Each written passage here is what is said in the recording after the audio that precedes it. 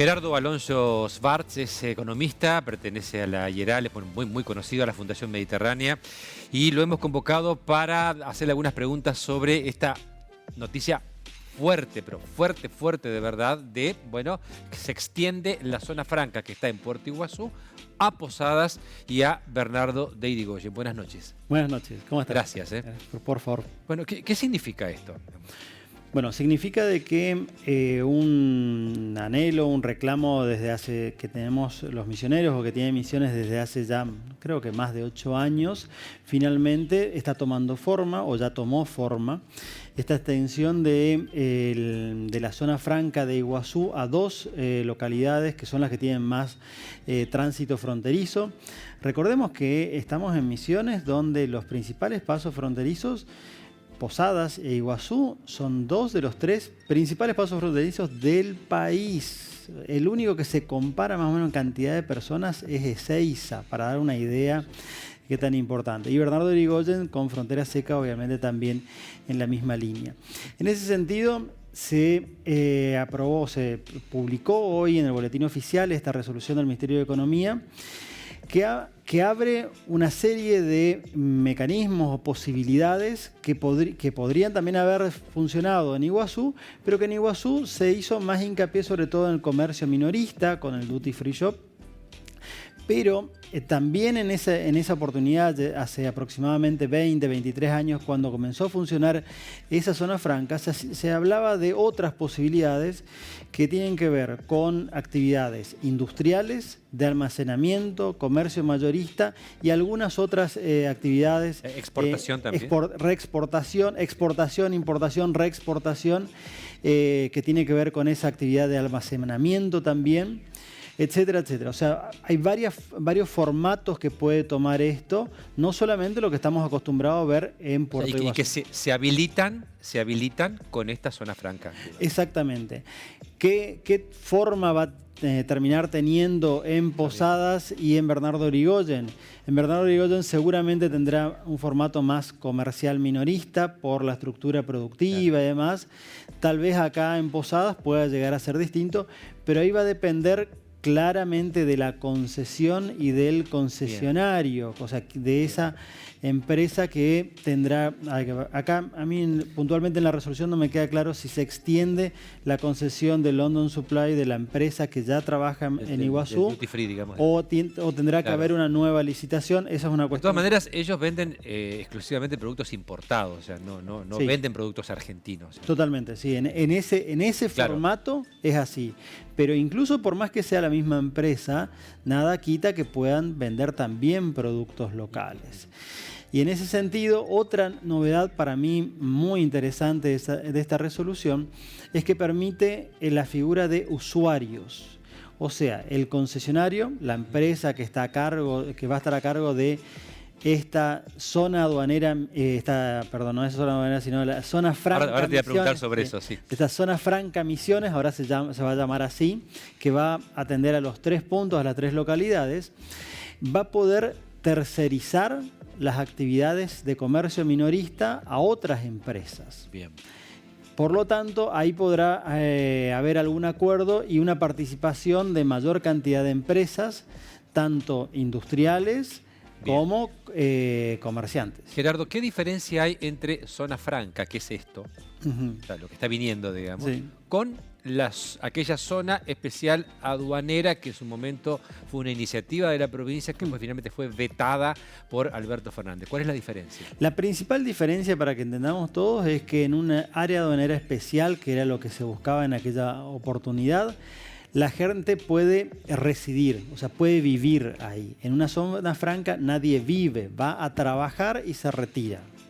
Entonces, lógicamente, las extensiones son distintas. En una área aduanera especial, como puede llegar a ser Tierra del Fuego, hay ciudades enteras, hay gente que vive, va a la escuela, hay sanatorios y demás.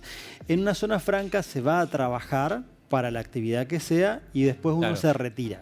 Claro, de hecho, a ver, ponemos el ejemplo, para ir al Duty Free Shop de Puerto Iguazú, vos tenés que pasar por migraciones, presentar tu documento, pasar y después volver Eso también pasaría en una zona aduanera especial, el tema del trámite de migraciones y aduana.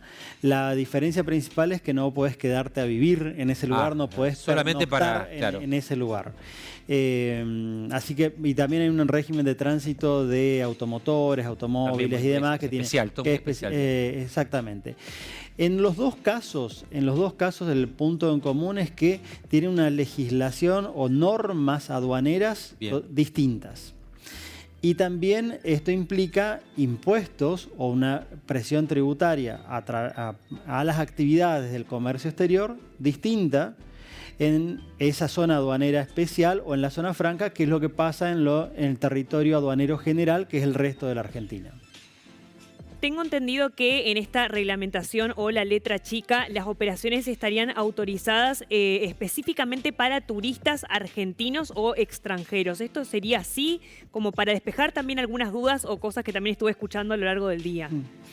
La reglamentación puntualmente en los anexos hace referencia exactamente a esto, de que las compras minoristas tienen el régimen de compra de turistas o de actividad turística, con lo cual está principalmente pensado para extranjeros que vengan a consumir, pero nosotros también podemos, de la misma forma que incluso los residentes de Puerto Iguazú pueden ir a consumir a el Duty Free Shop en esa ciudad. Claramente va a ser un imán para el turismo. Claro. Es un atractivo turístico, no solamente local, regional o provincial, sino también para paraguayos, brasileños y seguramente también para otras personas del resto del país que pueden querer verse interesados en aprovechar estas oportunidades. ¿Te parece que puede, a ver, estamos hablando de un formato que uno supone que va a ser así, ¿no? Que puede desalentar las compras en el exterior, digamos, ir a comprar ahí en lugar de ir a comprar a Encarnación? Sí, seguramente sí, en muchos casos. Habrá que ver primero qué formato va a finalmente materializarse en esta zona franca, si mayorista, minorista, industrial, estas cosas. Supongamos que sea minorista, algo parecido a lo que sucede en Puerto Iguazú. Ahí tendremos que ver quiénes son los usuarios que se van a radicar, en qué rubros, y ahí veremos justamente qué compras van a ser desalentadas. Típicamente las compras, entiendo que hay más incentivos a que se radiquen empresas del sector de vestimenta y calzado y electrónicos, porque son los productos que más típicamente los argentinos consumen en el exterior. Así que seguramente va a ir por ese lado y seguramente esto tendrá efecto en ese consumo en Encarnación y demás, en esos mismos rubros. Bien. A ver. Muchos comerciantes escuché que están como preocupados y demás, ¿no? Antes de entrar acá charlábamos fuera de aire y yo me acuerdo que también estaban preocupados cuando vino el Hipermercado Libertad, qué sé yo. O sea, es como que... Entonces, está bien que estén preocupados, es lógico, es entendible o no que estén preocupados o que haya algún tipo de rechazo, te pregunto. Preliminarmente, sin saber demasiado qué va a pasar.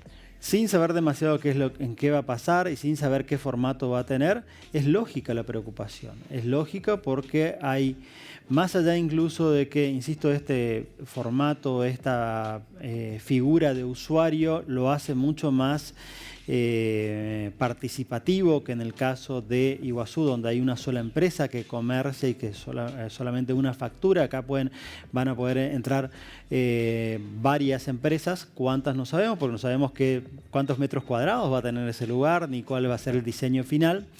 Y aún así entiendo que supongamos que entren 10, 50, 100, 150, la 151 que queda afuera y dice yo tengo que pagar los impuestos, y es lógico ese reclamo y esa queja por distintas reglas, es obvio. De todas maneras tenemos que recordar de que ya existe una competencia enorme con Encarnación y una competencia aún más grande a través de las compras online, que hoy también tenemos acceso desde nuestra región. También es cierto... El free shop más grande lo tenemos cruzando el puente, digamos. Sí, y el free shop más grande lo tenemos en la computadora, en realidad. Claro, con las compras online. Exactamente. Claro. Entonces, ¿es entendible? Sí, por supuesto que es entendible que la preocupación de algunos empresarios.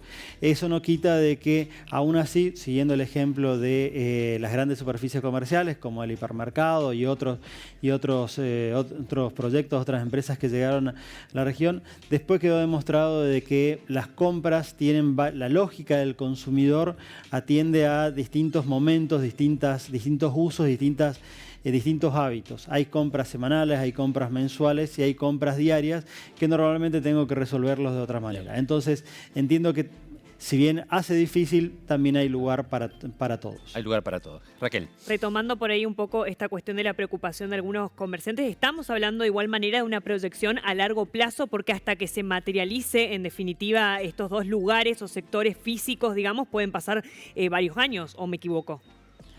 No debería pasar tanto, se habla justamente de que esto debería empezar la licitación y además debería empezar a los 30 días de publicado en el boletín oficial. Hoy se publicó, así que los mecanismos empiezan a disparar a partir de 30 días. Ahí habrá que ver quién es el concesionario, cuál es el lugar seleccionado, todas las obras que llevan esto. Pero insisto en un punto que para mí es tal vez el más interesante de esto, son los otros formatos. El formato de reexportación, el formato de exportación, importación y el formato de actividades industriales en la zona franca.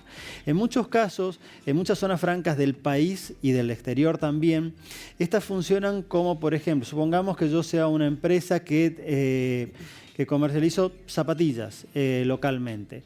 En vez de hacer una importación de un contenedor cada año, puedo hacer de una sola compra, de comprar 5 contenedores, 10 contenedores, los tengo almacenados ahí, con lo cual ya está cerca mío y cuando los necesito cumplo con todos los requisitos, formalidades y demás, y a los 3 días lo tengo en mi negocio, que es distinto a hacer el pedido, si supongamos que estos productos tengan que venir de China o donde sea, que luego estamos hablando de tiempos de 30, 60, 90 días, y eso también a la inversa, para exportar, también podría ser posible. Ojalá haya mucho trabajo para mucha gente también, digamos. Por supuesto. Sí, en realidad esto es lo que termina siendo más importante, sin ningún lugar a dudas. Que haya trabajo para la gente. El trabajo generado y el balance de todas estas fuerzas. En toda modificación económica, en toda medida económica, hay ganadores y perdedores. Esto siempre es así. Esperemos que de todo esto el balance sea el que más favorezca a la población en general. Gerardo, gracias por venir. Por favor, a ustedes. Gracias por estar ahí. Nos reencontramos.